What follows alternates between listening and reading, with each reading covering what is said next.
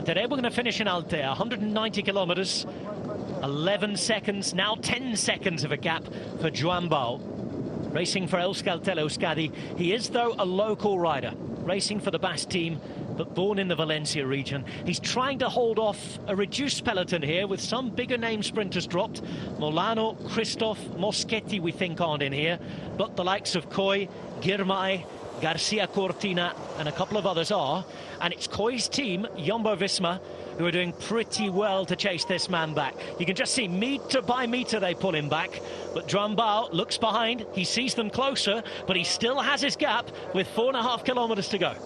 Yeah, it's a nice effort, but a hard effort. It's ever slightly downhill the whole way to the seafront, and this is normally quite a fast run in, fast part of the run in towards Altea now, but they're not full gas at the front. They're just swapping turns. They know they've got the prey in sight. They have to kind of hold back a little bit for the lead outs. They don't want to commit everything for this.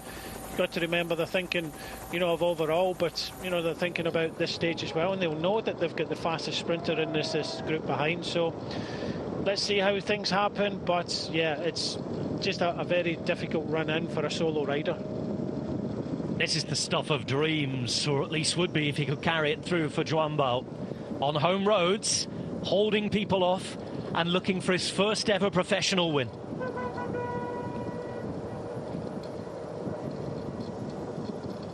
Entering into the outskirts of Altea. You see the big hills from which they've dropped down just behind. The open roads, they're going to turn into twists and turns in a moment. And it's just over 3 kilometers now for Joan Bao to the line. But behind, they're getting organised. You can see the lines. Movistar moving through the centre. Intermarché on the left-hand side, as we looked at it a moment ago. On the right, we had the yellow jerseys of Jumbo-Visma. And Bao looks like he's going to be brought back.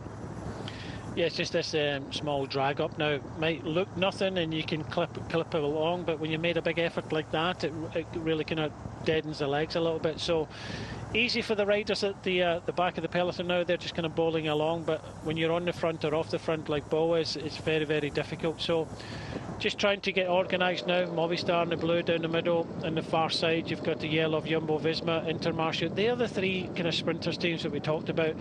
Bini and Girmay in the fluorescent yellow and white. Garcia Cortina, for Movistar in the blue, and Olaf Koy. Pretty much are the three best sprinters that are in here. And Bini Girmay now has Mike Turnison to lead him out. Ricosta's in there. Part of the lead-out train today. Let's not forget that Bahrain Victorious will give it a go with Fred Wright. He's told us as much. And we're 2.2 kilometers now from the finish line.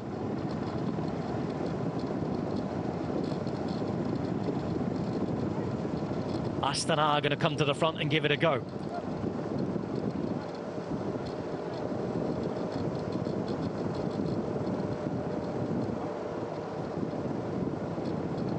Two kilometers remain on the way to Altea.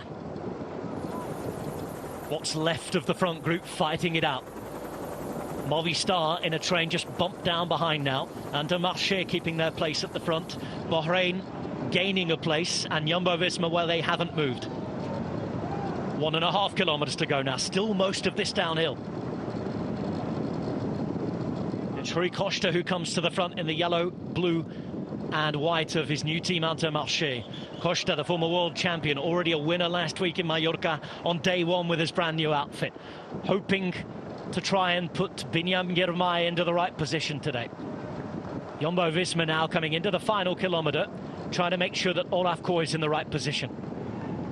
Movistar needed to get up and move up. Yeah, been pushed back a little bit. Movistar had numbers, but they never kept that place at the front, so they've been pushed out of it. So it's Jumbo-Visma in the yellow and the kind of fluorescent yellow and white. You've got Intermarché. Seem to be the two teams bossing it for the moment. Movistar coming up a little bit, but he's only got one rider in front of him, was Garcia Costa. Had several riders there that are trying to frantically reform now as well inside the start of the finale here. Rui Costa peeling off. You can see that Bini Girmay chooses to follow different wheels, puts himself behind now. Ivan Garcia Cortina. Looks as though the way they're riding were well inside the final kilometre here. You can see on the right hand side Garcia Cortina is about to be led out. Girmay waits and follows. Coy is up there as well. Different teams running out of riders, and you can see Fred Wright being brought up on the left hand side as we look at it after 4 3/4 hours of racing almost.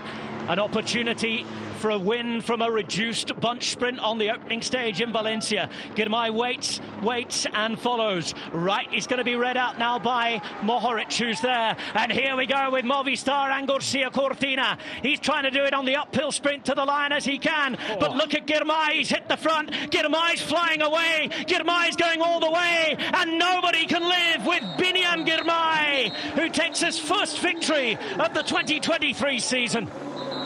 It's 4 up now for Intermarché, and they are the team of the moment.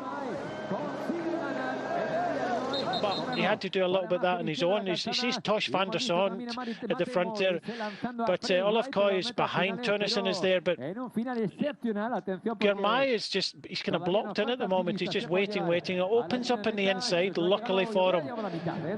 You know, Fred Wright goes, but on the barrier sides, when he just opens up, he just killed everybody in that sprint. Down the middle, you can see Garcia Costa, Olaf Koy, but that was such a strong sprint there. And by this stage, it's still 150 metres to go, slightly uphill as well. So he did go from distance. He didn't need anybody else in front of him. Strong sprint there, and gets his first win, as you say.